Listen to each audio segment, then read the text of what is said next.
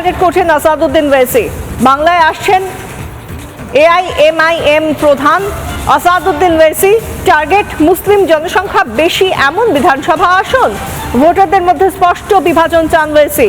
2026-এর নির্বাচনে 294টি আসনেই প্রতিদ্বন্দ্বিতা করতে চান। মুসলিম ভোট একত্রিত করে আরএসএস এর মোকাবিলার পরিকল্পনা।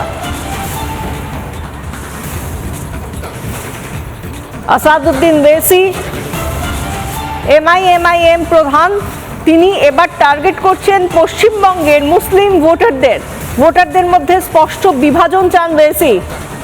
26-এর নির্বাচনে 294টি বিধানসভা কেন্দ্রের মধ্যে সমস্ত আসনেই প্রতিদ্বন্দ্বিতা করতে চান তারা। মুসলিম ভোট একত্রিত করে আরএসএস এর মোকাবিলায় নামছেন ওয়েসি। যে সমস্ত কেন্দ্রগুলোতে জনসংখ্যা বেশি, মুসলিম জনসংখ্যা বেশি, সেই জায়গাগুলোতেই তারা বিশেষভাবে জোর দিচ্ছেন আগামী ভোটে লড়ার জন্য।